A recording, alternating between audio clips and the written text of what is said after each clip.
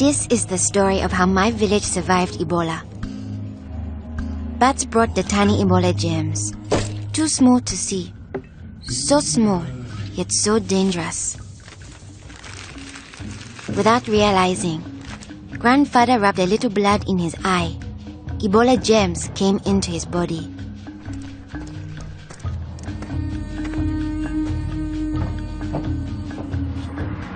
Days went by.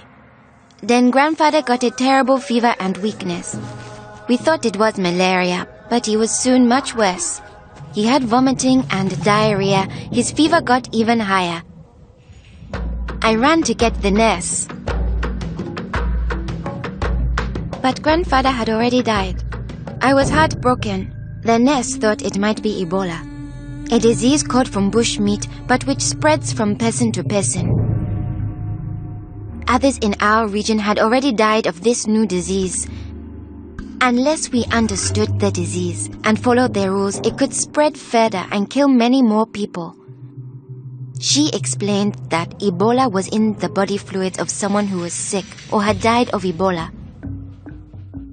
Their sweat, tears, mucus, saliva, vomit, diarrhea, urine, breast milk, sexual fluids, and blood.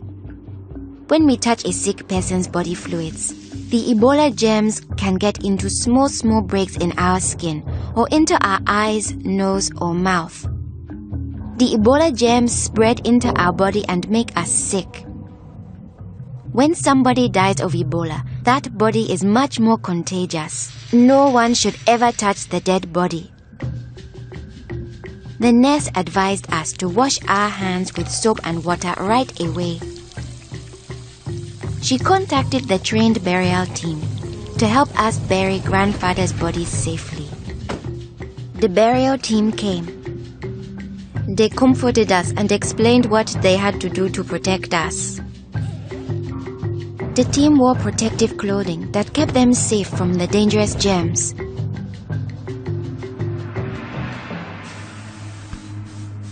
They sprayed grandfather's room and his body with chlorine to destroy the Ebola germs.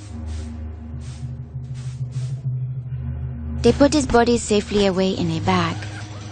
To prevent the spread of Ebola, no one could touch the body of anyone who had died with signs of the disease. They also burned his mattress, bedding, and clothes. Anything that might have his germs. All these actions made us safer. It was too great a risk to follow all our traditions. But we still honored grandfather in the time of Ebola. Our chief gathered all the villagers together after grandfather's death. He explained that it's natural for us to fear Ebola, but if we trust in our health workers and follow their rules, we could stop the disease.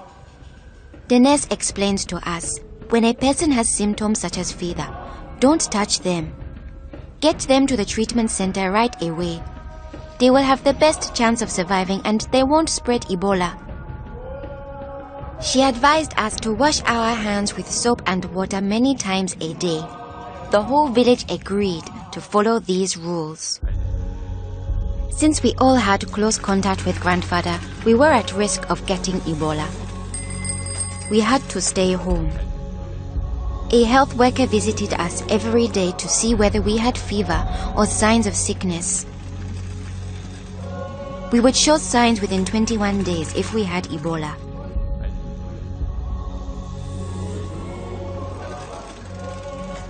Many days passed, and I thought we would all stay healthy. But one morning, I found my mother burning with fever. I knew I couldn't touch her. She was now contagious. My father came in. He told me he was taking my mother away to our uncle's house in the nearby village. He was afraid to take her to the treatment center, afraid he'd never see her again. I knew I had to stop them. I was young, but I stood up to both of them. I told them if this could be Ebola, she must go to the treatment center right away. We needed to trust in our health workers to save her, save ourselves, and save our village. I saw in their faces that they understood. Running away would only lead to more death and suffering. My mother tested positive for Ebola. They found her a bed.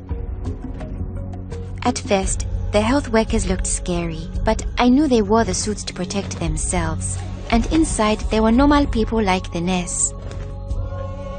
They took good care of my mother. They gave her fluids, medicine and food, and helped her body stay strong to fight Ebola. I missed my mother very much, but I could still talk to her on the phone. Sadly, some people in my village didn't survive, but my mother got better day by day. Soon, we were able to see her from a safe distance.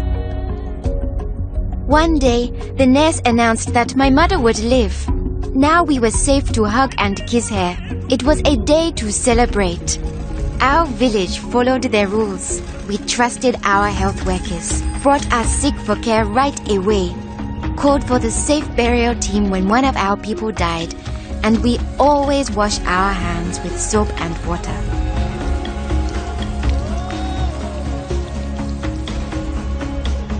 Our village survived Ebola. Yours can too.